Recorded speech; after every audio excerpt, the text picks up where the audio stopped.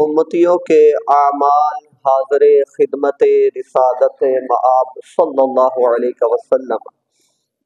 ہر روز صبح اور شام امت کے تمام اعمال سید عالم صلی اللہ تعالی علیہ وآلہ وسلم کی خدمت میں پیش کیے جاتے ہیں۔ امت کے نیک اعمال پر آپ اللہ عز و جل کا شکر ادا کرتے، جبکہ برے اعمال پر اس امتی کے لیے بخشش طلب کرتے ہیں۔ آقا دو جہاں پیارا حبیب علیہ الصلوۃ والسلام کا فرمان علی شان ہے، میرا جینا تمہارے لیے بہتر ہے، تم مجھ سے باتیں کرتے ہو اور ہم تم سے تمہارے فائدے کی باتیں کرتے ہیں، جب میں انتقال فرماؤں گا تو میری وفات بھی تمہارے لیے بہتر ہوگی، تمہارے اعمال مجھ پر پیش کیے جائیں گے، اگر نیکی دیکھوں گا تو اللہ تعالیٰ کی حمد کروں گا اور برائی پاؤں گا تو تمہارے لیے اللہ کریم سے مغفرت طلب کروں گا۔ ہر امتی کے حال سے آقا باخبر ہے۔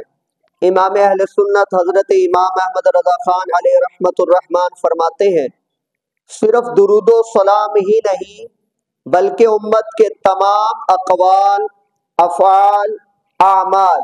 روزانہ 2 وقت سرکار عرش وقار آقا دو جہاں پر حبیب علیہ الصلوۃ والسلام کی خدمت میں پیش کیے جاتے ہیں۔ سب کچھ جو آپ بولتے ہو وہ بھی، جو آپ کرتے ہو وہ بھی، جو آپ سوچتے ہو وہ بھی، نہ صرف درود پاک بلکہ ہر امتی کا ہر عمل، ہر قول، ہر فعل آقا علیہ الصلوۃ والسلام کی خدمت عالیہ میں روزانہ 2 مرتبہ پیش کیا جاتا ہے۔ احادیث کثیرہ میں تصریح کے ساتھ مطلقاً اعمال حسنہ و سیئہ یعنی اچھے اعمال اور برے اعمال سب حضور اقدس صلی اللہ علیہ وسلم کی بارگاہ میں پیش ہوتے ہیں، اور یوں ہی تمام انبیاء کرام علیہ السلام اور والدین اور اعزاء اقارب سب پر عرض اعمال یعنی اعمال کی پیشی ہوتی ہے۔ پھر اعلیٰ حضرت رضی اللہ تعالیٰ سے پر حدیث مبارکہ بھی پیش فرمائی۔ فرماتے حضرت سعید بن مسیب رضی اللہ تعالیٰ عنہما سے روایت ہے، فرمایا کوئی دن ایسا نہیں جس میں نبی اکرم صلی اللہ علیہ وسلم پر ان کی امت کے اعمال صبح و شام 2 دفعہ پیش نہ ہوتے ہو، تو آقا علیہ الصلوۃ والسلام انہیں ان کی نشانی یعنی صورت سے بھی پہچانتے ہیں اور ان کے اعمال سے بھی پہچانتے ہیں۔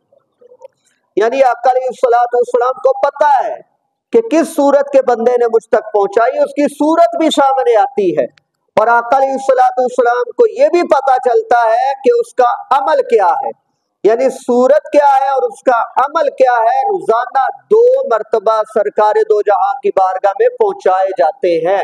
اس وجہ سے اب آپ ذی وقار مجھ سے لے کر آخری فرد تک، آخری فرد سے لے کر مجھ تک میں جو کر رہا ہوں وہ دن کو بھی سرکار کی بارگاہ میں پہنچ رہا ہے، رات کو بھی پہنچ رہا ہے۔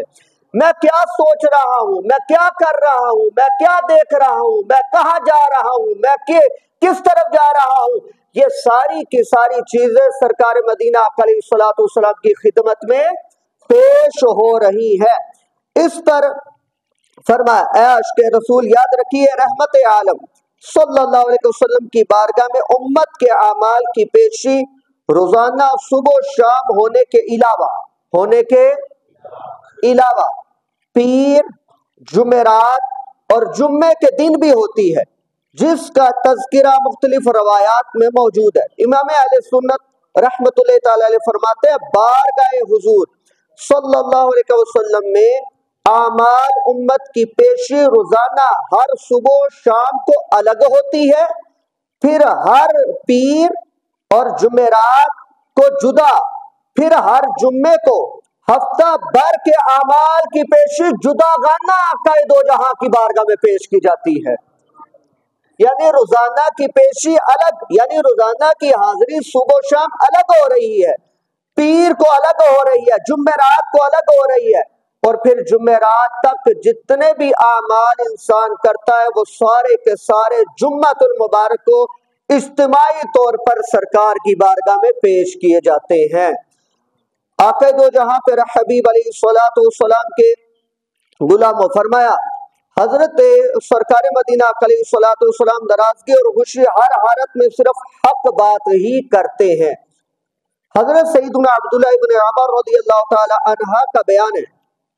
فرمایا آقا علیہ الصلوۃ والسلام سے جو بات بھی سنتا اسے لکھ لیتا تاکہ اسے یاد کر سکوں۔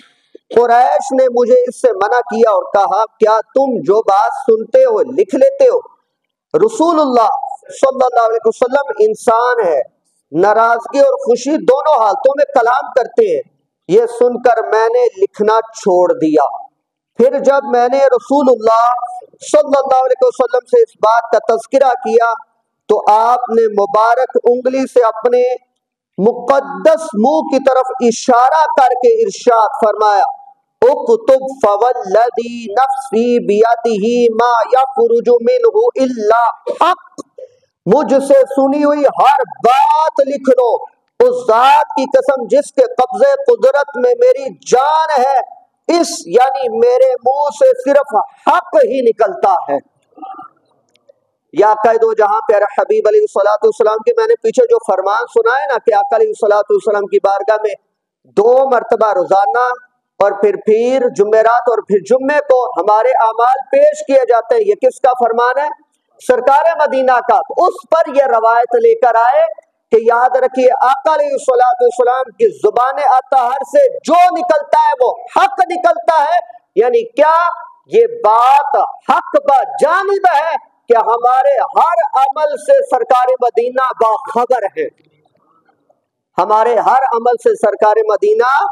باخبر ہے۔ اس وجہ سے ہمیں قدم بھی ذرا دیکھ بھال کر اٹھانا چاہیے باب ذی وقار کہ کہیں ہمارے سرکار ناراض نہ ہو جائیں، ہمارے کسی عمل سے، ہمارے کسی فعل سے، ہمارے کسی بھی سوچ سے سرکار مدینہ کی ذات ہم سے ناراض نہ ہو جائیں، کیونکہ یقین کیجئے گا اگر سرکار ناراض ہوگے تو اللہ راضی رہے گا،